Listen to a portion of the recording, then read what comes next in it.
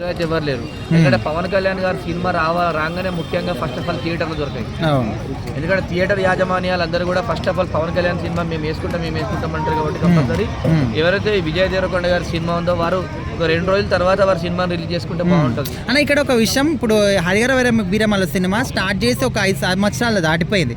అయితే ఇప్పటికి ఒక 11 సార్లు కూడా పోస్ట్పోన్ చేశారు. సో ఇంత వెయిట్ చేయించడం వల్ల ఫ్యాన్స్ కూడా ఇంట్రెస్ట్ పోయిందని అంటున్నారు. సో మరి ఇలాంటి అంచనాల మధ్యన రిలీజ్ అవుతే హిట్ అవుతుంది అనుకోవచ్చా? పవన్ కళ్యాణ్ గారి ఫ్యాన్స్ కు అట్లా ఏముండదు. వారికి ఎప్పుడు కూడా ఏ సినిమా అయినా కూడా జోష్ ఉంటుంది. పవన్ కళ్యాణ్ గారు అంటే ఒక బిగ్ హీరో కాబట్టి compulsory fans compulsory Vijay cinema success అవుతుంది ఇన్ని సంవత్సరాలు. ఎందుకంటే ఇప్పుడు పవన్ కళ్యాణ్ గారు ఇప్పుడు సక్సెస్ ఉన్నారు. డిప్యూటీ సీఎం అయ్యి పార్టీ కూడా మంచి సక్సెస్ ఉండి అలా 21 సీట్లు భారతదేశ చరిత్రలోనే రికార్డు బ్రేక్ చేసినటువంటి ఇప్పుడు అది వారు సక్సెస్ ఉన్నారు కాబట్టి కంపల్సరీ ఈ సినిమా కూడా సక్సెస్ అవుతుంది. వారి సినిమా సక్సెస్ కావాలని చెప్పి తెలియజేస్తున్నాం. ఎందుకంటే గిట్ట ఇవాళ చూసుకుంటే పవన్ కళ్యాణ్ గారి సినిమా అంటేనే ఫస్ట్ ఆఫ్ ఆల్ అన్ని థియేటర్లలో కూడా ఫస్ట్ థియేటర్లలో సినిమాలు దొరికాయి. సినిమా థియేటర్ దొరికాయి.